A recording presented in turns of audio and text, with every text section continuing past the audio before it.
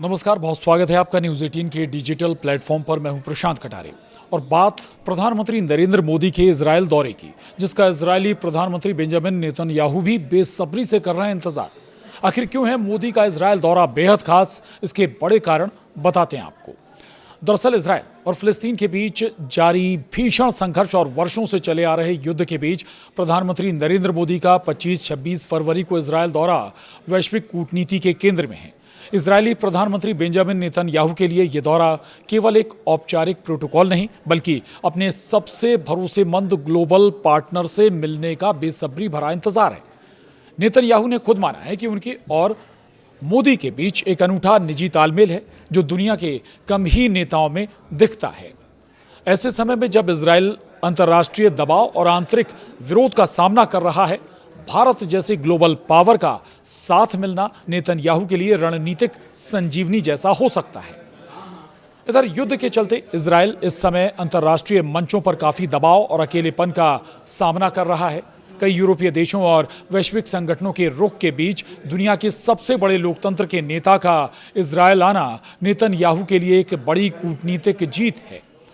ये दौरा दुनिया को संदेश देता है कि भारत जैसा प्रभावशाली देश इजरायल को एक जायज और महत्वपूर्ण साझीदार मानता है, जो नेतन्याहू के लिए एक वैश्विक ढाल का काम करेगा। वहीं घरेलू विरोध के खिलाफ दोस्ती का सहारा अगर हम कहें तो नेतन्याहू को मिल रहा है। नेतन्याहू इस समय इजरायल के भीतर भी जनता के गुस्से और राजनीतिक विरोध का सामना कर रहे हैं। ऐसे में प्रधानमंत्री मोदी के साथ उनकी तस्वीरें और मोदी का नेसेट यानी संसद में प्रस्तावित भाषण इजरायली जनता को यह संदेश देगा कि उनके प्रधानमंत्री के पास दुनिया के सबसे लोकप्रिय नेता का समर्थन है। ये पर्सनल बॉन्ड नेतन्याहू की गिरती लोकप्रियता को संभालने और अपनी जनता के बीच ये साबित करने में मदद करेगा कि वे अब भी इजरायल के लिए सबसे मजबूत नेता हैं। मानव संसाधन यानी वर्कफोर्स की भारी कमी, युद्ध की लंबी अवधि के कारण इजरायल में अन्य देशों के मजदूर अपने वतन लौट गए हैं, जिससे वहां निर्माण और खेती जैसे क्षेत्रों में काम ठप पड़ा है। नेतन्याहू को उम्मीद है कि पीएम मोदी के साथ बातचीत के बाद भारत के कुशल कामगारों की बड़ी खेप दोबारा इजरायल आएगी।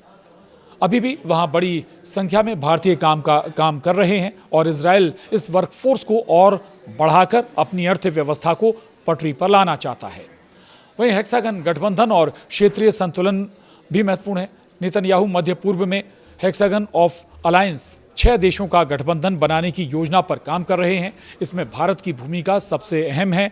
वे चाहते हैं कि भारत, ग्रीस और साइप्रस जैसे देशों के साथ मिलकर एक ऐसी स्थिरता की धुरी तैयार की जाए जो क्षेत्र में कट्टरपंथी ताकतों को संतुलित कर सके।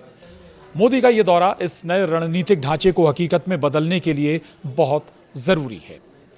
वहीं मिशन सुदर्शन और डिफेंस का नया दौर भी देखा जा सकता है। तो इजरायल और भारत अब केवल हथियारों के खरीदार, बेचने वाले नहीं रहे, बल्कि को डेवलपर बन गए हैं।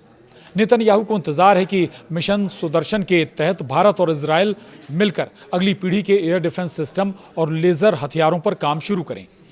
इजरायल अपनी सबसे एडवांस तकनीक भारत के साथ साझा करने को तैयार है, जो युद्ध के समय में दोनों देशों की सुरक्षा को अभूतपूर्व मजबूती प्रदान करेगा।